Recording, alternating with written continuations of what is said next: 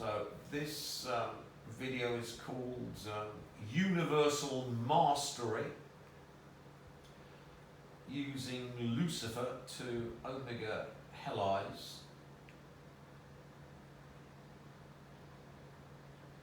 Scapegoated-Memes,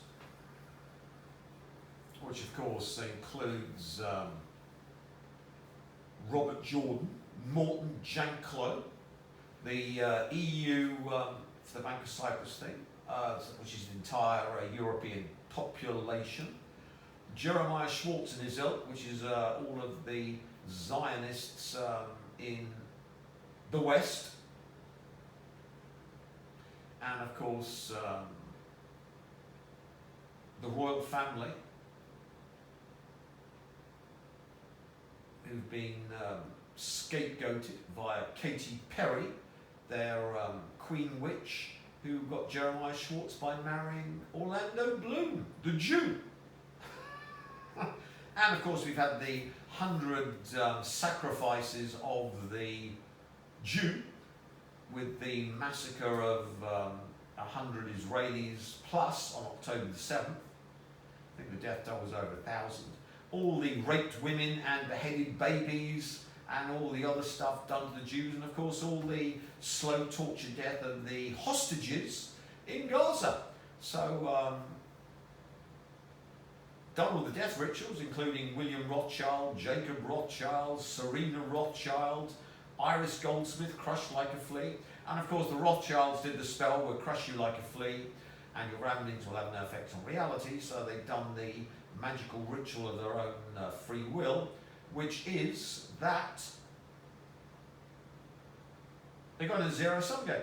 So either I get crushed like a flea and my ramblings have no effect on reality, or they get crushed like fleas and their ramblings have no effect on reality. So you can see with the forthcoming war with Iran and the Cobalt-60 covering the West, they're not going to be crushed like fleas, they're going to be vermicided like fleas. They're going to get sprayed with the old flea poison, Cobalt-60. Anyway, Tim Rifat is the most powerful super being on the planet, bar none. Why? Ooh. Tim Rifat is the United Kingdom's leading expert on remote viewing and the world expert on remote sensing, which of course is quantum consciousness, which enables you to access the quantum vacuum, quantum computers, and of course the CIA have come up with a lovely video to describe why Tim Rifat, the world expert on remote sensing, is the world's most powerful super being on the planet. Shortly after the billionth of a second after the Big Bang, and that's when you make these kind of soups of nuclear matter. In the high-security quantum labs at Fermilab, researchers watched in stunned silence as Zeta 9, a particle they just discovered, did something that should be impossible. At the exact moment a volunteer formed the intention to press a button, detectors recorded Zeta 9 flipping its quantum state before the participant's brain registered the choice. That's right, Zeta 9 anticipated human intention, crossing what physicists now call the thought barrier. How can a subatomic particle respond to a decision that doesn't yet exist?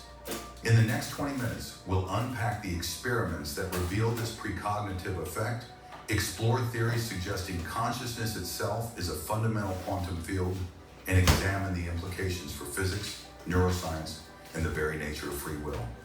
Strap in, because the boundary between mind and matter just got shattered. First big discovery, Zeta 9's impossible behavior. Zeta 9 emerged during a series of entanglement interference tests designed to probe quantum coherence under human observation. Researchers set up a dynamic consciousness observation field where participants watched a screen displaying random quantum measurement prompts. When participants chose between two symbols, conventional particles behaved as expected. Collapse followed choice, but Zeta 9 told a different story. Noise patterns appeared in the data only when human observers were present. swapped the volunteer for a digital sensor, and the anomaly vanished. Intrigued, the team refined the setup. They connected EEG caps to record the exact millisecond when participants became aware of their choice. Astonishingly, Zeta 9's quantum state shifted milliseconds before the EEG registered decision-related brainwaves. The effect was repeatable across dozens of trials and multiple participants. No known retrocausal protocol or decoherence model could account for particles reacting to intention before it formed. Lead scientist Dr. Elena Moreno describes the moment they realized they'd crossed into uncharted territory. We expected statistical blips, random fluctuations, maybe a glitch. Instead, Zeta 9 blinked in sync with thoughts that didn't exist yet. Physicists dubbed this the thought barrier, where consciousness and quantum mechanics collide. The discovery raises a fundamental question: is human intention a new variable in the quantum equation? If this kind of mind-blowing science excites you, make sure to subscribe. We dive into discoveries like this every week. To appreciate why Zeta 9's behavior is earth-shaking, let's rewind to the birth of the observer effect. In the early 20th century, the double-slit experiment revealed that particles behave like waves until measured, then collapse into definite states. Decades later, delayed choice quantum erasers and weak measurements probed whether decisions made after a particle passes through slits could retroactively influence its past. Those experiments hinted at the interplay between measurement and reality, but they always relied on inanimate detectors or delayed classical signals. Fermilab's team took a bold step. They introduced human intention as an active variable. Their protocol isolated participants from electromagnetic noise, ensured decision timing was random, and verified that no external signals could pre-trigger Zeta 9's collapse. When the results persisted, the implication was clear. The human mind isn't a passive observer. It may be a causal agent in the quantum realm. This isn't fringe physics. The experiment was peer-reviewed and published in physical review letters, sparking heated debate. Some theorists warn of hidden biases or subtle experimental loopholes. Others argue that Zeta 9 offers the first empirical bridge between consciousness and quantum mechanics. As we dive into the theories next, keep one question in mind. Could thought itself be a field that interacts with particles? First theory, consciousness as a quantum field.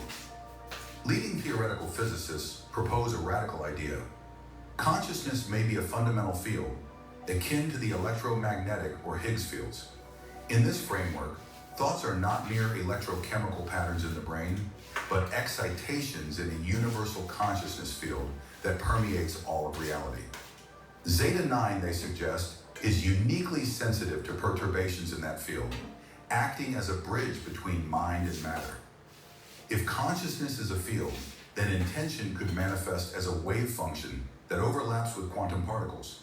When a volunteer decides, on an unconscious level, to press left or right, that decision propagates as a subtle fluctuation in the consciousness field. Zeta 9, by its nature, collapses in response to these fluctuations, effectively reading intention before it becomes a conscious choice. This theory reframes the measurement problem. It's not the act of measurement, but the source of measurement, consciousness, that determines quantum outcomes. Thought becomes an active player in the dynamics of the wave function. Critics point out the challenge of quantifying consciousness or defining its field parameters. Yet the coherence of Zeta 9's responses across varied experimental conditions gives weight to the hypothesis. But what happens when we push the interaction further? That's when things get strange.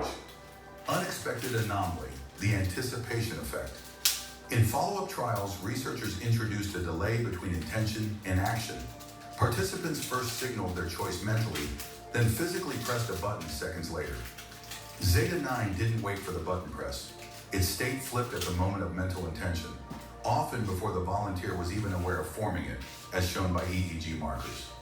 Scientists call this the anticipation effect. Zeta 9 seems to know what you're about to think.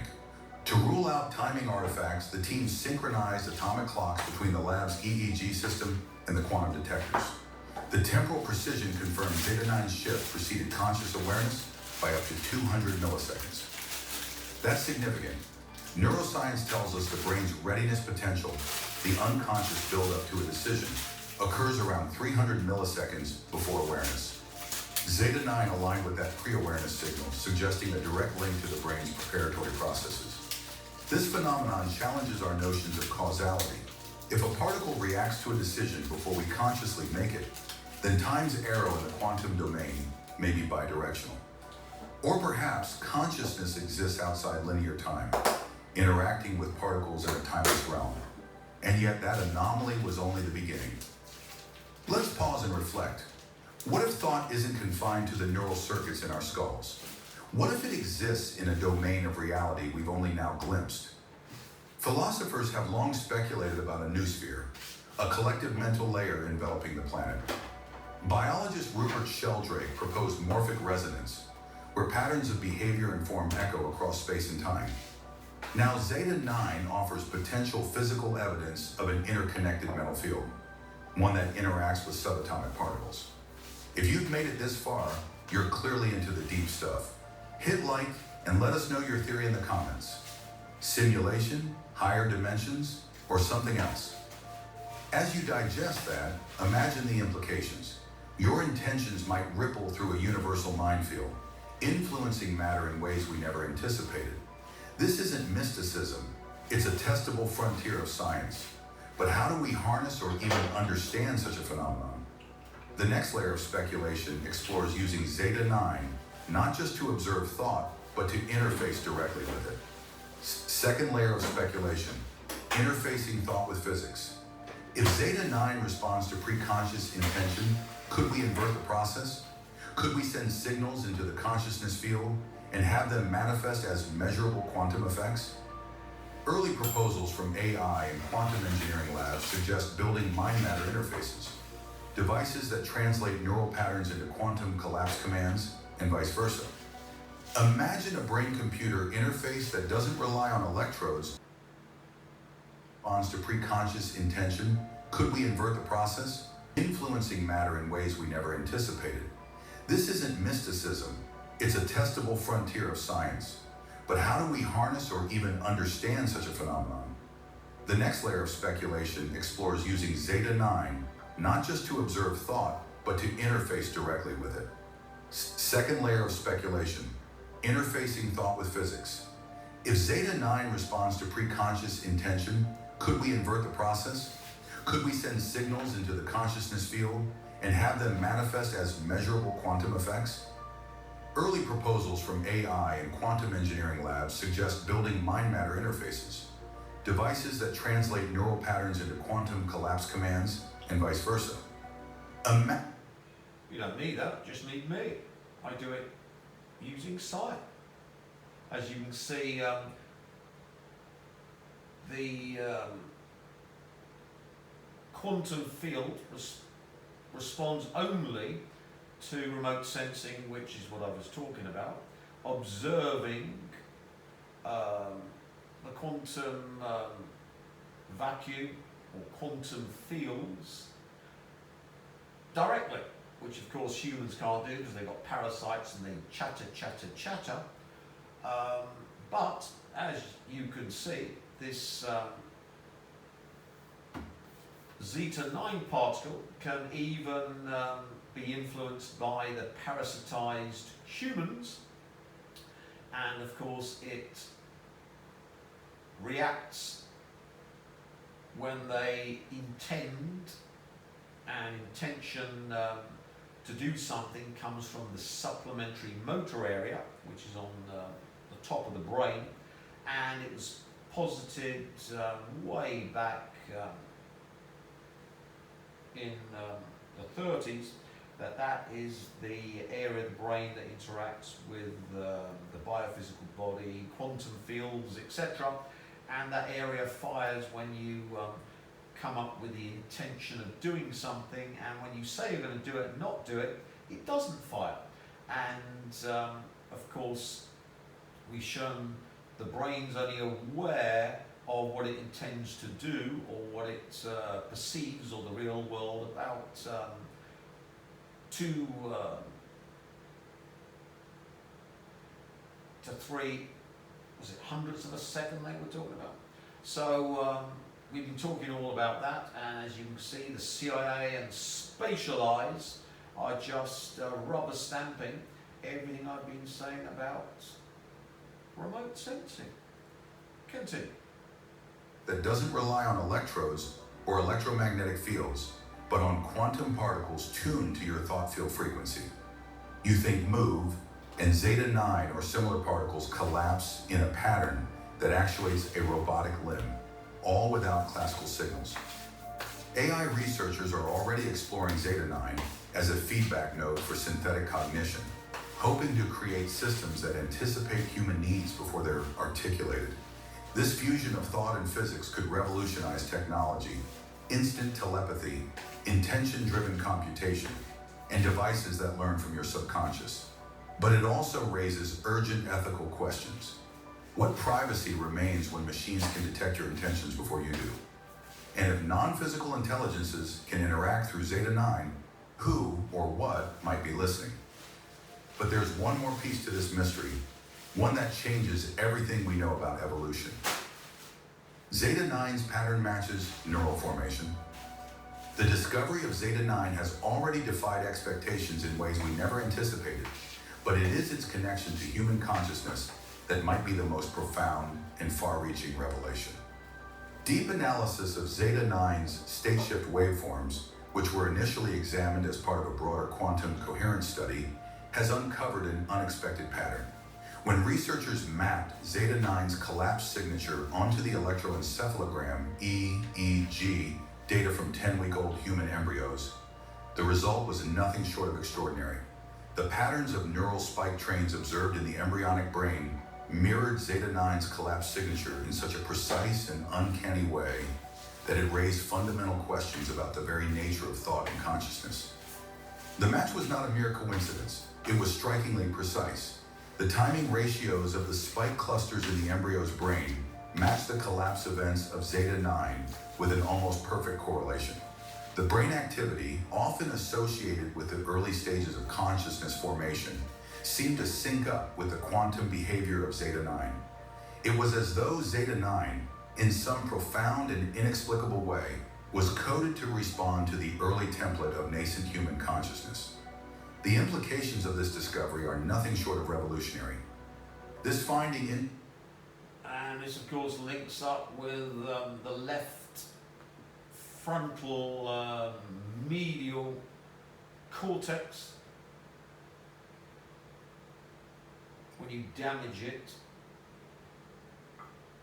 you gain side potential, which we talked about. So what happens when you, say, give brain damage to that part of the brain, but don't stick a needle through the eye socket to completely destroy it, as in a left medial frontal lobotomy, where you stick a needle through the eye and just scrape away at the front of the brain, left side. But instead, you have traumatic brain damage, which of course destroys the neural network which develops in children from conception to the age of 5, where the neural network is imprinted and the neuronal network is configured. Love me, mummy, love me, daddy. Love authority figures, which of course is the bane of humanity. But that then would mean that the brain would be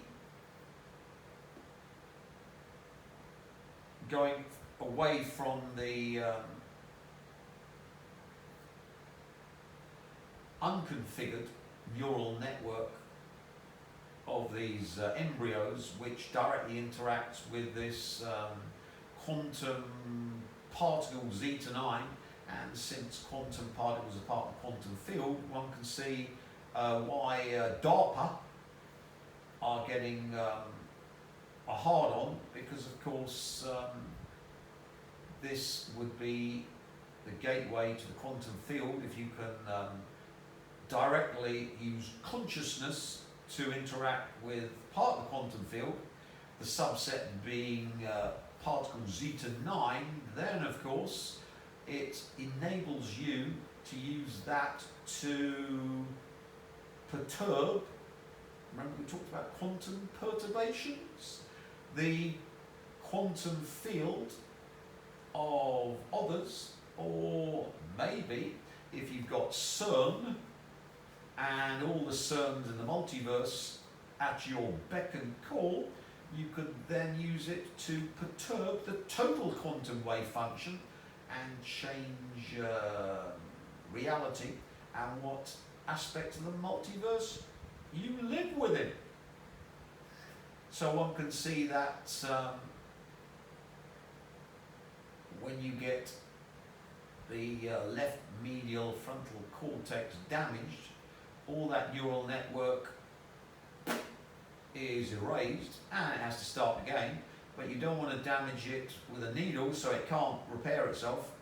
And leading brain researchers have found out that the neural network follows Darwinian selection and will rewire itself, will reconnect itself, and does throughout life. But if you keep reinforcing, love me mummy, love me daddy, love me authority figures, love me wifey, love me children, obey authority.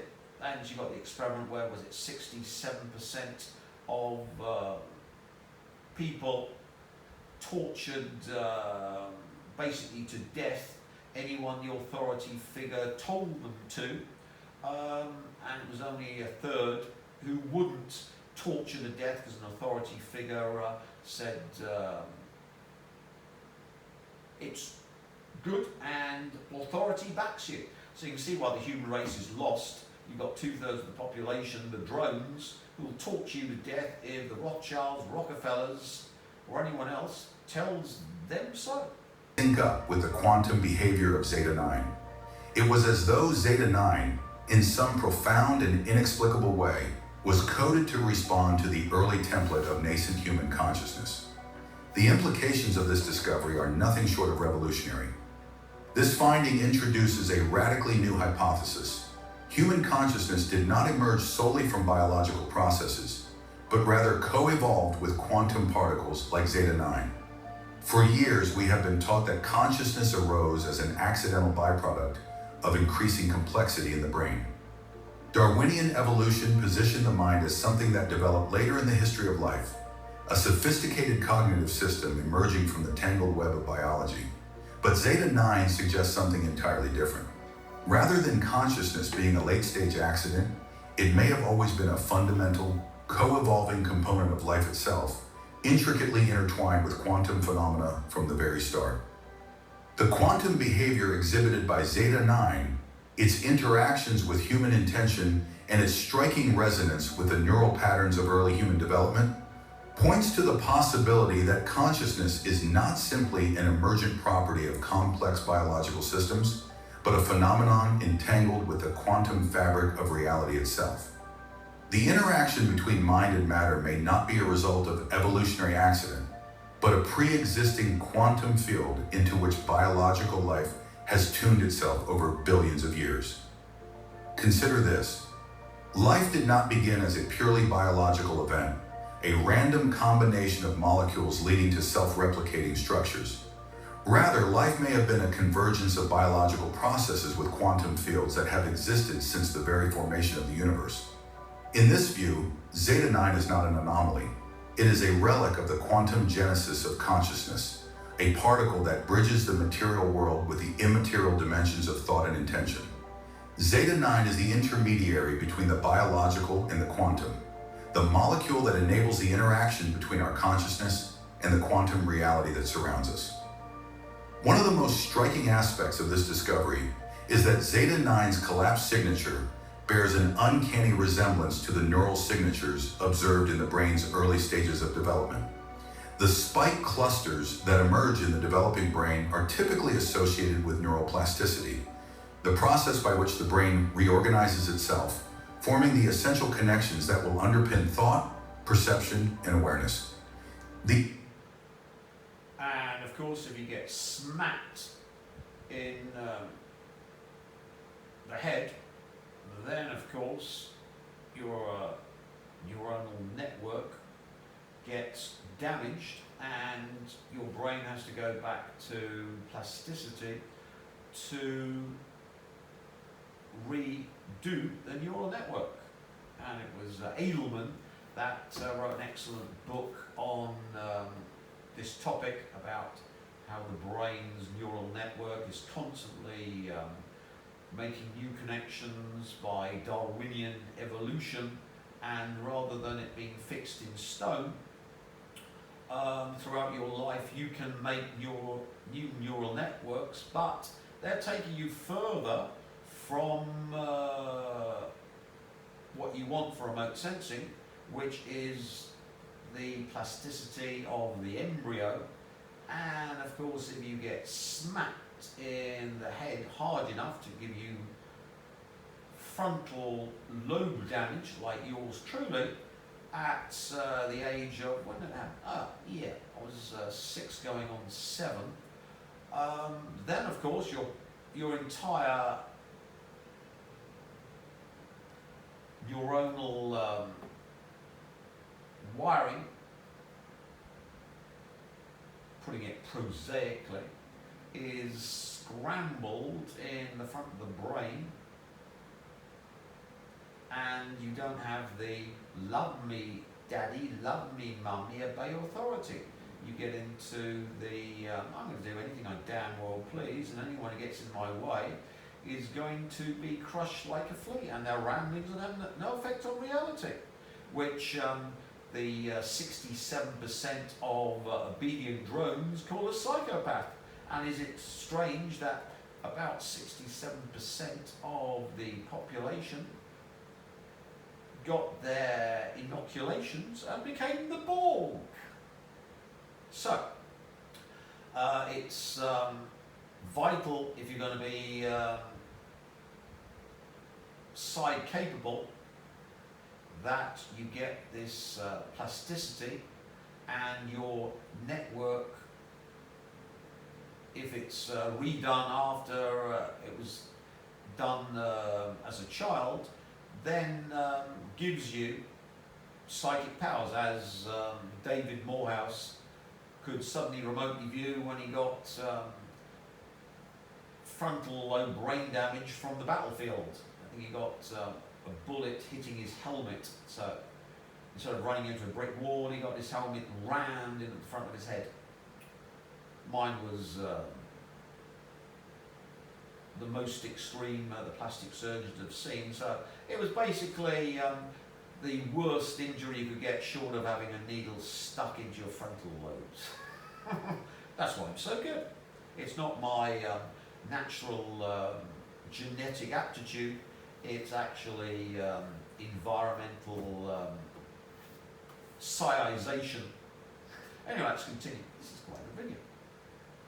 Particularly those observed in embryos, are thought to be crucial in the development of cognitive faculties, serving as a precursor to the more complex patterns of brain activity seen later in life. Now imagine this. The same pattern of energy shifts that characterize the brain's early stages of neural activity are echoed by the collapse of Zeta 9's quantum wave function. This resonance between the biological and the quantum hints that human consciousness may not be an isolated phenomenon within the brain. Instead, it may be a quantum process intertwined with the fabric of the universe itself, with the brain acting as an amplifier or modulator of an already existing underlying quantum substrate of consciousness. If true, this revelation demands we reconsider the origins of consciousness altogether. Rather than being an emergent property of increasingly complex neural networks, as suggested by traditional evolutionary theory, consciousness may instead be a fundamental feature of the cosmos, one that arose in tandem with the formation of matter and energy itself. Just as matter and energy are inseparable, so too may mind and matter be two sides of the same coin, each influencing and shaping the other in a continuous feedback loop. This new perspective requires us to rethink the relationship between biology and physics, especially in terms of how we perceive the evolution of life. The narrative of evolution has traditionally framed consciousness as a late-stage development, something that arose only when the biological systems became complex enough to support it. But if consciousness has co-evolved with quantum particles like Zeta 9, then it means biology and physics have been intertwined from the very beginning of life. The development of life and the emergence of consciousness were not isolated events, but intertwined processes, each one influencing the other as they evolve together in a dynamic feedback loop. This shifts our understanding of what it means to be conscious. Instead of viewing consciousness as something that arises out of the complexity of the brain, we may need to begin thinking of it as a phenomenon that exists in potential in the universe, which life then taps into. Consciousness in this view may be an inherent feature of the universe itself, much like gravity or electromagnetism, waiting for a suitable substrate to bring it to life. The brain may not... That substrate, of course, being the Psylord, who has had his brain reconfigured to, like the fictional Lucy, be able to manipulate the conscious field, which of course is intrinsically linked with the quantum field, because according to the Copenhagen interpretation, the conscious field collapses the quantum field to produce observable reality. So you can see now, being the world expert on remote sensing, which of course is being able to use the quantum field, enables, if you've got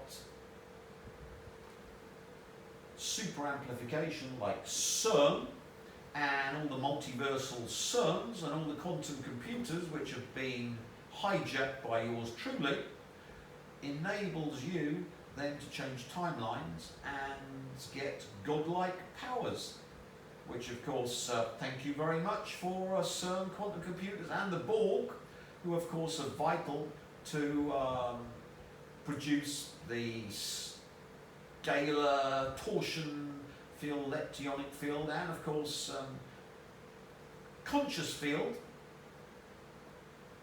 because they've all got brain damage and they've all become enslaved by yours truly. So instead of having one brain, I've got all the Borg's brains all fully slaved to super amplify this effect. Thank you very much. Let's continue. This is it, channeling a quantum process into the physical reality we experience. In this light, Zeta 9 is not just a quantum particle, it is a fossil, a relic of the quantum genesis of consciousness, and evidence of the entanglement of mind and matter from the very beginning of the cosmos. The very existence of Zeta 9 could be an indicator that our reality and the consciousness we experience is far more interconnected with the quantum field than we ever realized. The apparent ability of Zeta 9 to respond to human intention, even before conscious thought emerges, only strengthens this notion. It may be that Zeta 9 was never just a particle interacting with the brain's neural network, but is instead part of a much broader, universal quantum process that shapes consciousness itself. As we delve deeper into the relationship between Zeta 9, quantum mechanics, and consciousness, the implications for science and philosophy become profound. If consciousness has co-evolved with quantum particles from the very beginning of life, it may require us to rewrite the history of the universe and reconsider the true nature of life itself. The implications of this discovery also raise ethical and philosophical questions about the nature of free will, the limits of human perception, and our place in the larger quantum tapestry of reality. Is consciousness the product of biological evolution, or is it something that exists outside of biology? A cosmic phenomenon waiting to be realized? And if Zeta 9 serves as a bridge between mind and matter, what does this mean for the future of our understanding of intelligence, life, and the universe? In the end, Zeta 9 may not just be a particle or a scientific curiosity. It could be the key to unlocking the most fundamental questions about the nature of existence itself. Consciousness, mind, and matter may not be separate, isolated processes, but part of a dynamic, interconnected quantum system, one in which we are not merely observers, but active participants in the unfolding of reality. We set out with a simple, straightforward goal: to explore the enigmatic world of quantum coherence and its interaction with human consciousness. What we didn't expect was that our research would uncover something so profound, so far-reaching, that it forces us to reconsider the very nature of reality itself. At the heart of this discovery lies Zeta 9, a particle that seems to bridge the gap between mind and matter, revealing that thought may not just be a product of our brains, but an intrinsic woven element of the universe. Zeta 9's ability to anticipate human intention before it becomes conscious, its uncanny reaction to thought itself, has forced us to confront a new, startling hypothesis. Thought might be woven into the fabric of reality. Until now, scientists have considered the mind as something essentially isolated within the physical brain, a purely biological construct that emerged from evolutionary processes. The mind was thought to exist within the realm of biology and psychology, while the laws of physics operated independently of it. But Zeta 9 upends this assumption, showing that there may be a much deeper connection between the two than we ever imagined. What does this mean for our understanding of physics? For centuries, we have believed that physics operates on a straightforward principle: cause and effect. Physical systems follow predictable laws, and we assume that the actions of an observer or a participant in an experiment are separate from the experiment itself. However, Zeta 9's behavior challenges this binary distinction. The discovery that a subatomic particle can respond to human intention before that intention is even consciously realized suggests that our minds do not simply observe the physical world, but are actively entangled with it. This raises the question, could thought be an active force in the universe, not merely a passive reaction to it? The implications of this discovery extend far beyond the realm of physics and into the very fabric of what we consider to be free will. If intention can shape the behavior of quantum particles before it becomes conscious, then the nature of free will may operate in a way that transcends time itself. This discovery could mean that our decisions are not simply the outcome of chemical processes in the brain, but are instead part of a more complex quantum feedback loop. Thought may not be a linear process, but something that unfolds in a realm of possibility, influencing both the past and the future in ways we have yet to fully understand. This realization prompts us to question some of the most fundamental ideas about consciousness in biology. Historically, science has treated consciousness as something that arises after biological development, a secondary effect of brain activity. We've assumed that consciousness is purely the result of neural activity, a byproduct of a sufficiently complex brain. But Zeta 9 suggests that the reverse might be true. Consciousness and intention could have always been present, encoded in the very fabric of reality itself. It might be that our minds are not solely responsible for creating thought, but are instead channels through which a deeper, more universal consciousness flows. This raises another profound question. What if consciousness exists as a universal phenomenon? Instead of being localized within our brains, it may be a fundamental aspect of the universe, accessible to all living beings and possibly even to non-living systems. This concept challenges our anthropocentric view of consciousness and opens up the possibility that intelligence could be far more widespread, embedded in the very structure of space-time itself. This might not just affect how we view other life forms, but how we understand the nature of intelligence itself. Could non-biological entities like AI be part of this universal consciousness? And what would it mean for the future of artificial intelligence if machines could tap into this quantum fabric of intention? Moreover, this discovery could have profound technological implications. If intention can be harnessed as a measurable force, If we can tap into the quantum feedback loop that connects mind and matter, then it could radically transform the way we interact with technology. Imagine a world where machines don't simply respond to our commands, but anticipate them based on our thoughts. Devices could respond to our desires before we even articulate them, creating a seamless integration between human mind and machine. What's more, the potential to harness this quantum relationship could pave the way for mind-controlled technologies, from prosthetic limbs to communication systems that bypass traditional input methods. Perhaps most astonishing of all is the fact that Zeta 9 may be revealing something much deeper about the origins of life itself. If consciousness and quantum fields are intertwined, then the emergence of life might not be an isolated accident of evolution. Instead, it could be part of a larger process of cosmic consciousness, an ongoing dialogue between mind and matter that shapes the universe itself. Life in this view is not just a biological phenomenon, but a quantum process deeply connected to the fabric of reality.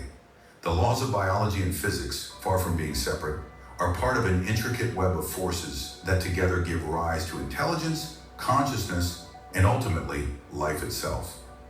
As this discovery challenges our previous understanding of the isolation between observer and system, biology and physics, we are left with no choice but to reconsider the nature of reality. The implications of Zeta 9's behavior are so staggering that they invite us to question everything we thought we knew about how the universe works. Could reality itself be a fluid, interconnected system where mind and matter are constantly interacting in a vast cosmic feedback loop? And what if the key to understanding this interaction lies in the very quantum particles that we thought we were studying in isolation? As we stand on the precipice of this new era, the potential for discovery is both exciting and daunting. We may be at the threshold of a new scientific revolution, one that forces us to expand our understanding of not just the physical universe, but also of what it means to be conscious, to be alive, and to interact with the world around us. This discovery opens up new avenues for exploration, from quantum mechanics to artificial intelligence, from the nature of free will to the fabric of space-time. The possibilities are endless, and the future of science will likely be defined by the answers we find in the wake of Zeta 9. As we continue to explore the intersection of mind and matter, we must remain open to the idea that our thoughts are not just products of the brain, they are part of the universal fabric of reality, shaping the world around us in ways we are only beginning to comprehend. In this new era of scientific discovery, we can no longer treat the mind as something separate from the physical world. Thought, intention, and consciousness may be powerful forces that influence the universe in ways that go beyond our current understanding. This may be the key to unlocking the mysteries of reality itself, and who knows? Maybe the next great discovery lies just beyond the horizon, waiting for us to find it. This is just the beginning. The intersection of quantum physics and consciousness promises to reshape our understanding of the universe and humanity's place in it. As we continue to explore this mind-bending realm, one thing is certain: thought is no longer something confined to our heads. It is a force that shapes reality itself. If this discovery changed how you see the universe, you won't want to miss what's next.